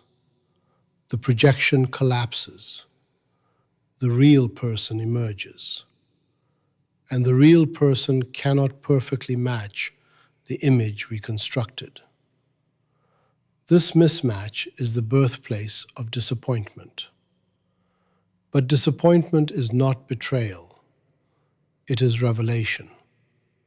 It reveals the gap between what we want intimacy to be and what intimacy can be. Modern life intensifies this gap. In the era of 2025, People construct identities through digital images, curated preferences, selective vulnerability. Attraction often begins with illusion, not truth. We fall in love with the representation rather than the human being. But representation cannot sustain intimacy. When reality replaces fantasy, the collapse feels catastrophic. Yet the collapse is necessary. True connection begins only after illusion ends. To understand this more clearly, imagine two individuals meeting for the first time in genuine intimacy. Not physical closeness, but psychological exposure. They reveal their fears, their contradictions, their insecurities, their desires. They reveal the instability of their identities. In that moment, connection deepens, not because they match each other's fantasies, but because they allow themselves to be seen. Intimacy is not the merging of perfect selves. It is the meeting of imperfect ones without defense. But the mind resists this exposure. It fears vulnerability because vulnerability increases the risk of loss. The self, already unstable, fears dissolution through another. It fears becoming dependent, becoming fragile, becoming hurt.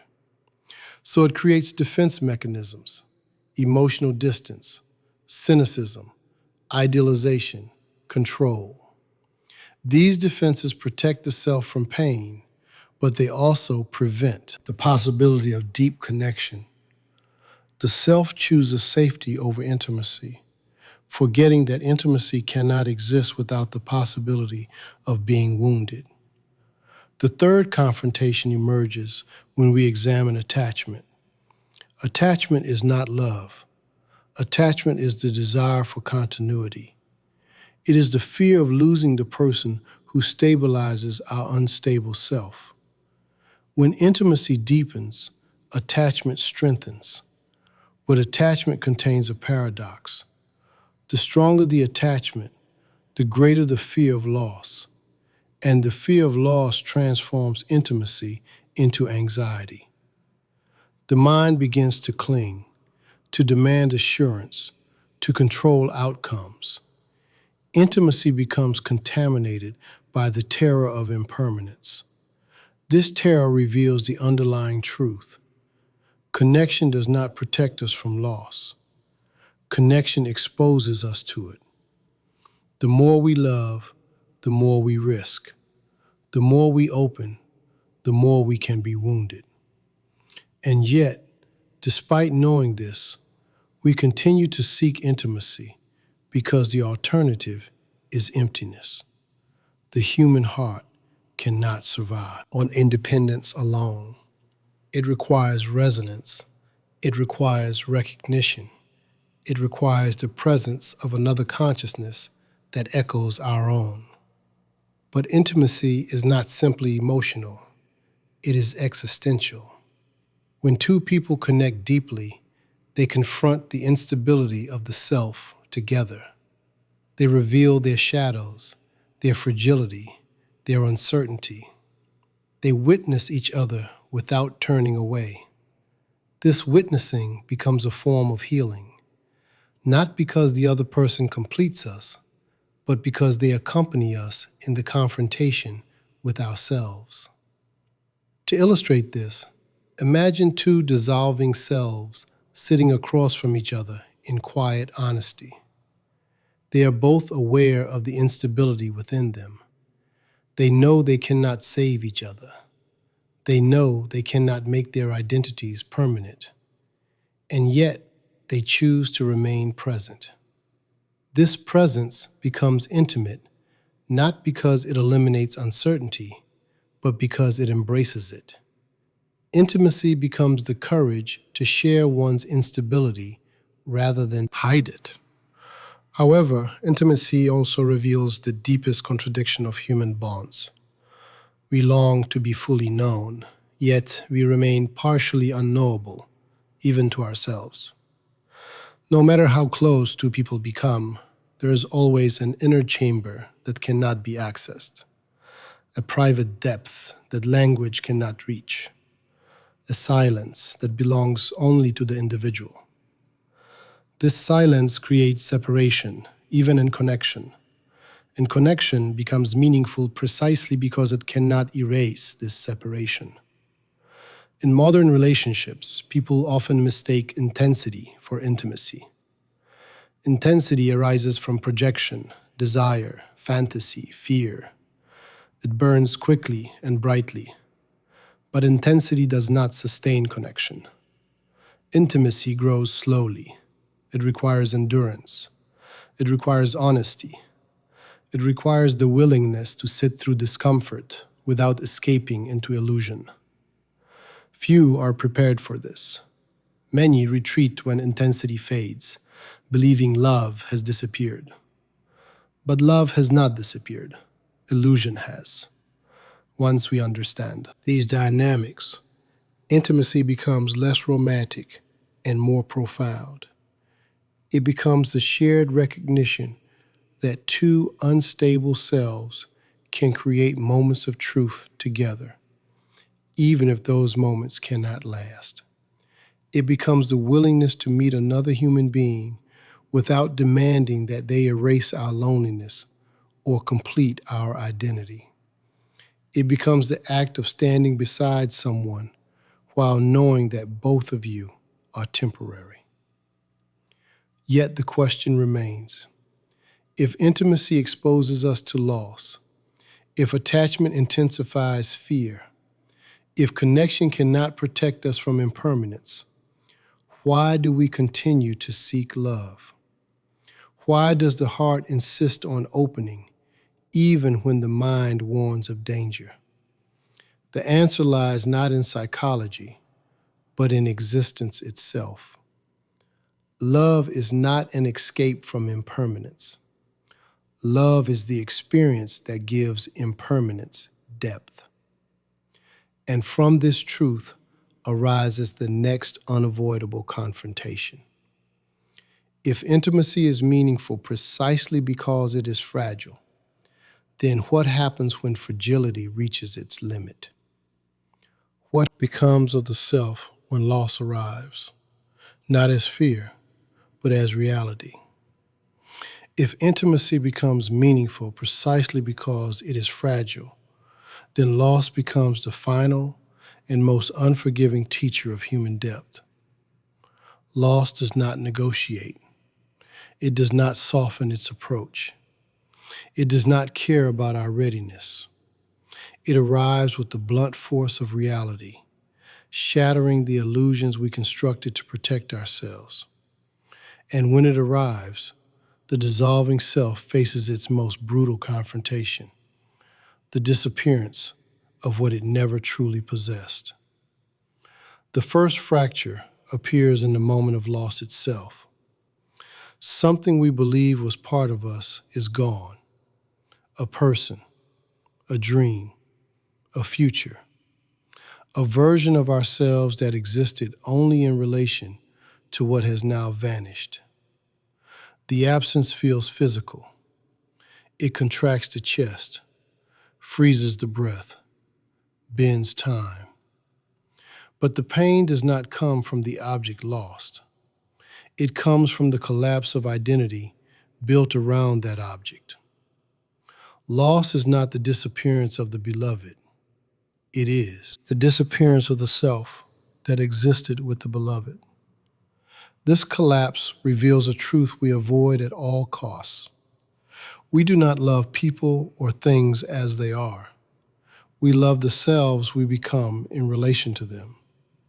When loss takes them away, it takes that version of us with them. This is why grief feels like identity disintegration. It is identity disintegration. The mind searches for the lost self, like hands grasping for something in the dark, but nothing answers. The silence left behind is not external. It is the silence of the self no longer knowing who it is. This silence terrifies us, not because we are alone, but because we must face the emptiness without distraction. In ordinary life, illusion buffers us. Hope distracts us. Desire fuels us. Attachment comforts us. But loss strips all of these away in a single moment. The self stands naked before reality, without narrative, without purpose, without control. This exposure is the essence of grief. Grief is not sadness. Grief is the confrontation with the truth that nothing we cling to was ever truly ours. The second confrontation emerges when the mind attempts to rebuild meaning after loss. It searches for explanations, patterns, moral lessons, cosmic reasons. It invents narratives to soothe the wound. But the wound rejects these narratives. Loss reveals the indifference of existence. It reveals that events unfold without regard for our hopes or fears. In this revelation, despair often resurfaces. But this despair is not the same as before. It is sharper, more intimate, more undeniable. It is not the loss of meaning. It is the loss of the illusion that meaning is guaranteed. In the world of 2025, loss is often rushed, minimized, avoided. People are expected to recover quickly, return to productivity, resume normalcy. But grief follows no timetable. Grief is the slow reconfiguration of the self in the aftermath of identity collapse. It is the dark space in which the old self dies and the new self has not yet emerged. To pressure this process is to demand a premature rebirth, and premature rebirth produces only fragmentation. To understand the depth of grief, imagine a glass vessel shattering on the floor. The pieces do not simply separate. They lose their shape, their integrity, their function. You can gather them, but you cannot make them the same vessel again. The self after loss is this vessel. It cannot return to its previous form because the form depended on what is gone. To insist on restoration is to deny reality. To accept the shards is to begin transformation. The third confrontation arises when we recognize that grief, like despair, reveals truth rather than destroys it. Loss forces us to see the impermanent nature of everything we hold dear. It forces us to confront the instability of the self with more intensity than any philosophical inquiry. This confrontation is not intellectual. It is visceral. It rewires the way we inhabit time. Before loss, we move with unconscious confidence. After loss, every moment feels fragile. Every attachment feels risky. Every joy feels temporary. This fragility can harden the self. Many respond to loss by closing, by refusing intimacy, by refusing vulnerability. They build walls around the wound, believing isolation will protect them. But isolation imprisons them. The wound does not heal behind walls. It stagnates. It becomes bitterness. It becomes fear that shapes every decision. Closing the heart may prevent pain, but it also prevents life. Yet fragility can also soften the self. Loss can open us. It can break the illusion of control so deeply that we finally surrender the fight against reality. In this surrender, tenderness becomes possible. Compassion deepens. The heart becomes more attuned to the suffering of others because it now recognizes suffering from within. Loss strips away arrogance, entitlement, self-deception. What remains is humility, and humility is the soil in which meaning can grow honestly. To understand this transformation, imagine a person walking through grief without resistance. Each day, they face the ache without numbing it. They witness how the loss reshapes their inner world. They allow themselves to feel the emptiness without rushing to fill it. Slowly, something shifts. The emptiness becomes spacious rather than suffocating. The pain becomes a companion rather than an enemy. The memory of what was lost becomes integrated rather than avoided. This integration does not erase grief, it dignifies it. But grief has another dimension. It forces us to confront mortality, not as an abstract concept, but as an experience that has pierced our world. When someone we love disappears, we understand, perhaps for the first time, that we too will disappear. That everything we cling to will vanish, that every attachment, no matter how profound, ends in separation. This realization does not always produce despair. Sometimes it produces clarity, a clarity that sharpens our sense of presence, our appreciation for fleeting moments, our recognition that life is not something to possess, but something to witness. This recognition opens the deepest layer of loss. We begin to understand that grief is not merely the price of love.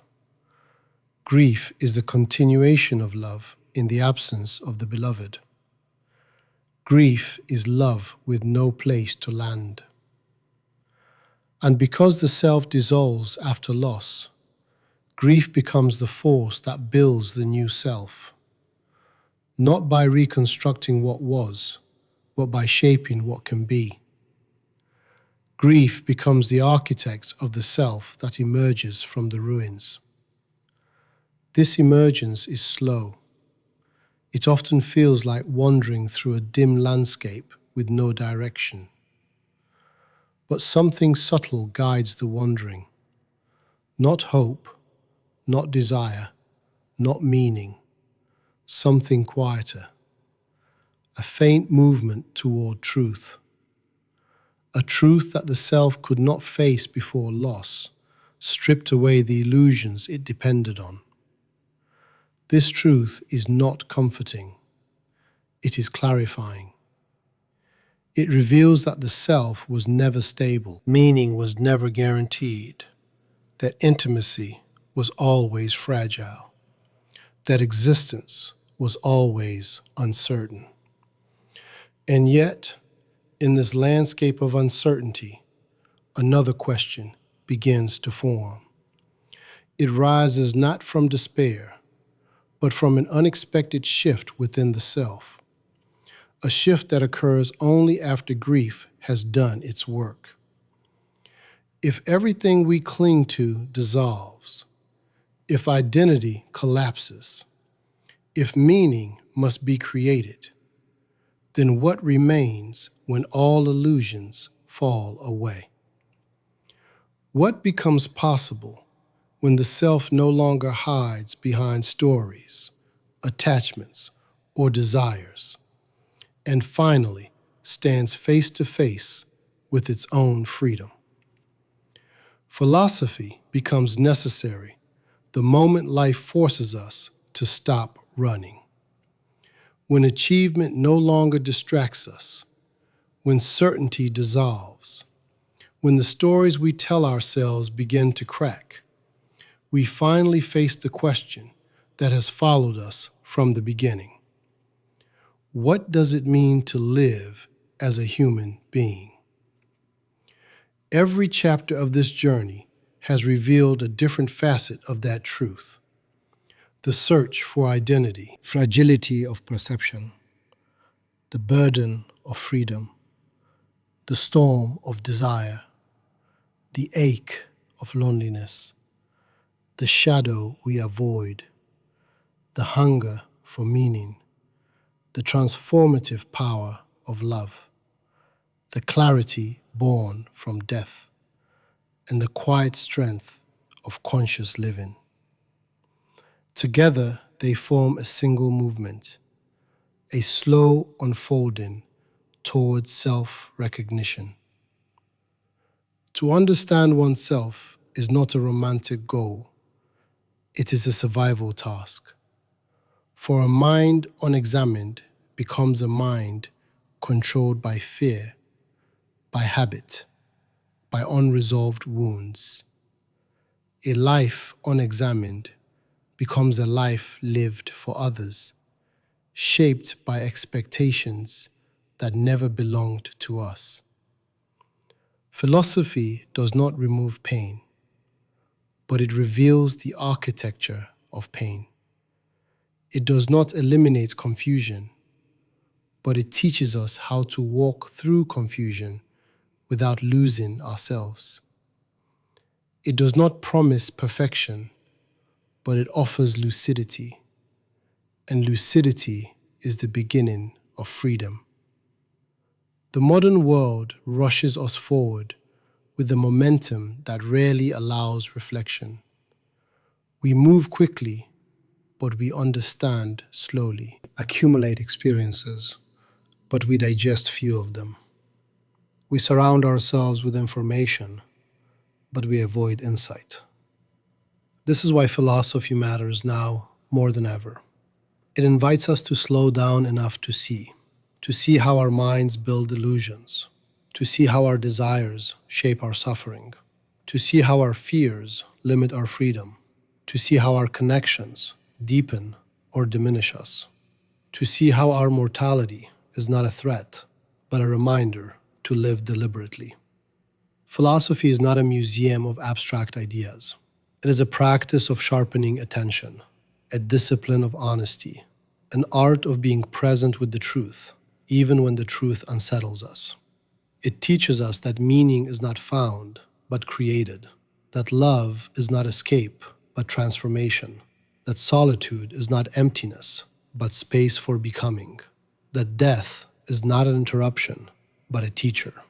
And it shows us that the most radical act a person can perform is to live consciously rather than mechanically.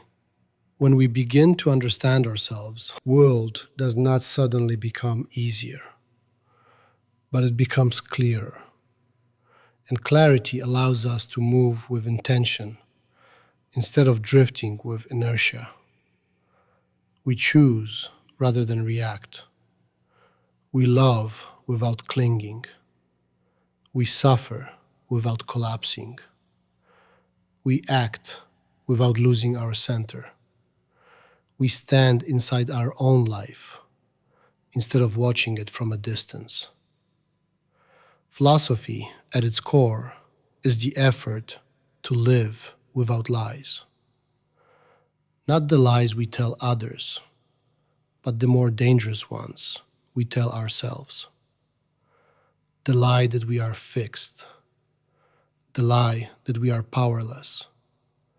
The lie that meaning must arrive from outside. The lie that love must complete us. The lie that fear must govern us. When these illusions fall away, what remains is not emptiness, but possibility, a more grounded way of being, a more human way of moving through the world. We do not study philosophy to become wiser than others.